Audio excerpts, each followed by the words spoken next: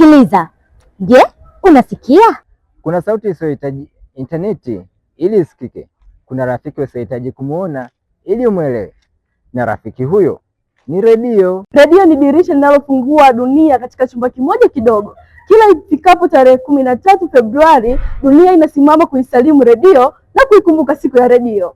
Chombo kilichosimulia furaha, machozi, ndoto na mapambano. Tangu zama za betri kubwa na antena ndefu, tangu zama za kanda hadi leo zama za kidijitali, redio imebaki kuwa daraja kwa watu.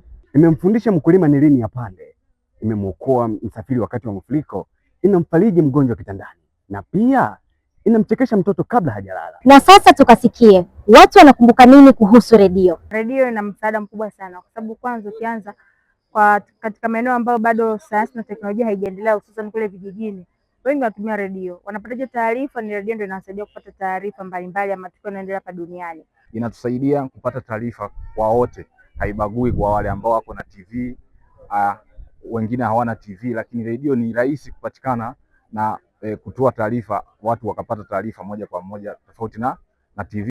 Kwa redio ikiwepo labda katika jamii inasaidia kuelimisha na kuwapa habari wanajamii wengine ambao hawana uwezo labda kumiliki smartphone na pamoja na hizo labda television, vitu kama hivyo. UNESCO ilipotangaza siku ya redio duniani, haikutangaza kusherekea vifaa, ilitangaza kusherekea nguvu ya kusikilizana. Redio haina dini, kabila wala rangi.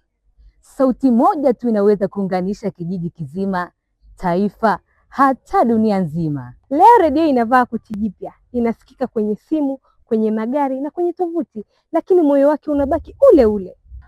Kwa kawaida redio husimulia hadithi za watu wa kawaida sana na kuwa sauti kwa wasio na sauti. Tunapoadhimisha siku hii, tukumbuke kuwa kila tunapowasha redio tunawasha mwanga wa maarifa katika jamii, na kila sauti inaposikika redioni, jamii inapumua. Kauli mbiu ya mwaka huu ni redio na akili bandia, yani AI. Ubunifu unaowezesha, maadili yanayohamasisha, uaminifu unaodumu.